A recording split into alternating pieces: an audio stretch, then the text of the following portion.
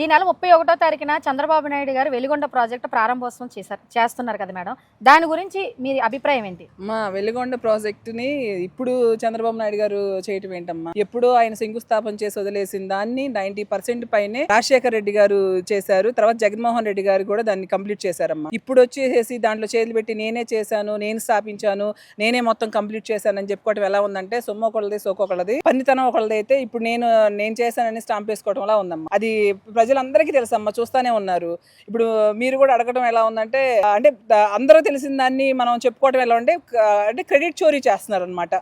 జగన్మోహన్ రెడ్డి గారు చేసిన పనిని అంతా కూడా మేము చేసామని ఇప్పుడు చెప్పుకోవడం తప్పితే పనులు చేయడం అనేది ఇప్పుడు కూటమి ప్రభుత్వంలో లేదమ్మా. అలాగే డెవలప్మెంట్స్ పర్పస్ వస్తే చంద్రబాబు నాయుడు గారు అమరావతి ఇవన్నీ డెవలప్మెంట్స్ చేశారని చెప్పి అంటున్నారు కదా, దాని గురించి ఏమంటారు? అంటే డెవలప్మెంట్ చేశారమ్మా. ఎవరినంటే చేసింది, ఎవరైతే అమరావతిలో కాంట్రాక్ట్స్ తీసుకున్నారో వాళ్ళని, వాళ్ళ నాయకుల్ని కానీ వాళ్ళకి కాంట్రాక్టర్స్ కానీ మంచిగా డెవలప్ చేశారమ్మా. ఎందుకంటే బెంగళూరు అలాంటి పెద్ద పెద్ద సిటీస్ లో కూడా స్క్వేర్ ఫీట్ కి వచ్చేసి 4,500 అదే మహా ఎక్కువ అంట. కానీ ఇక్కడ మన అమరావతిలో అయితే చంద్రబాబు నాయుడు గారు 14,000 అంటమ్మా స్క్వేర్ ఫీట్ కి వసూలు చేస్తుంది.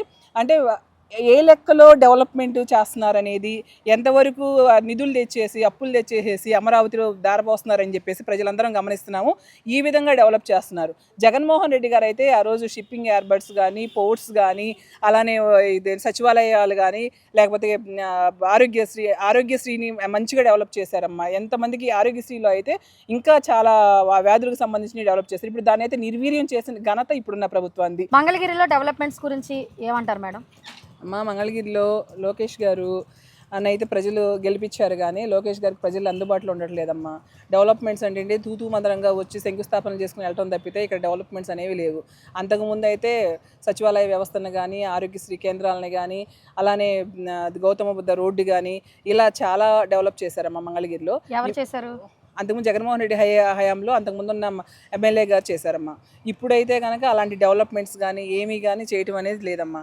అంతకుముందు ఆళ్ల రామకృష్ణారెడ్డి గారు ఎమ్మెల్యేగా ఉన్నారు మన పార్టీ తరఫున. ఆయన అయితే జగనన్న హయాంలో ఇవన్నీ కూడా సచివాలయ వ్యవస్థ సంబంధించినవి కానీ, ఆరోగ్యశ్రీ కేంద్రాలు కానీ, లేకపోతే చేనేత భవన్ కానీ, ప్రతి సామాజిక వర్గానికి కూడా కళ్యాణ మండపాలు నిర్మించడం కానీ అలాంటివన్నీ చేశారమ్మా. పెద్దది గౌతమ బుద్ధ రోడ్డుని కూడా చక్కగా డెవలప్ చేశారమ్మా.